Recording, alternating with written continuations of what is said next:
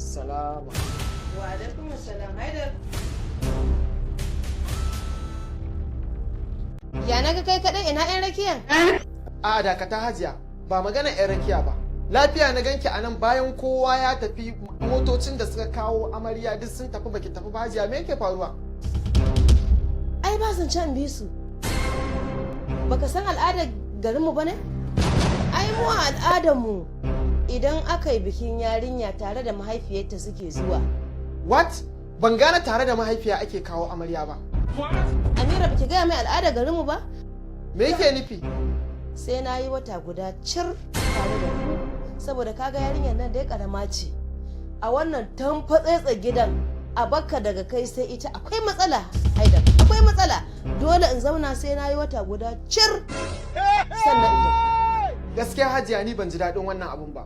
Kuma ni ban san da wannan ka'idar taku ba ta wannan garin naku, al'ada ce ko menene. Ni gaskiya ban san da wannan ba, saboda haka bara in kira Habu a waya yanzu ya zo ya tafi da ke a kai ki gida. A kaiwa?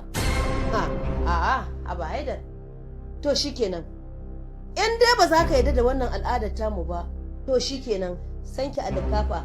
Kafarki kafata za mu tafi tare da ita, idan ta yi wata gudan a dawo maka da ita. Haba mama. Kada da gafarta. Wannan al'adar sabuwar al'ada ce? Hajiya ban gane ki mun wata ɗaya a gidana ba, a wani dalili za ki mun wata ɗaya a gidana? Kina maganar ko ki ɗauki amarya ta ki tafi da ita saboda me? Kaga malam, in za ka shimfiɗa a nan, kai shimfiɗa a nan ka kwanta, ka miƙo kazar. Ni ka ina nan ne da ita a gari.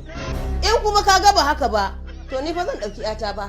In tafi da ita. I want problems always. Ina ango in shimfiɗa a nan. God have mercy upon us. Ni dai gaskiya Hajiya ba a gyara mun ba.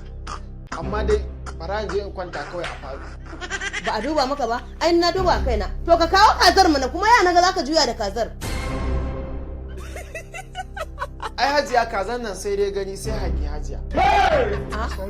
Kazar ce ka ce min haramiya ta? To wallahi kai ma 'yan nan haramiyar ka sai bayan wata ɗaya.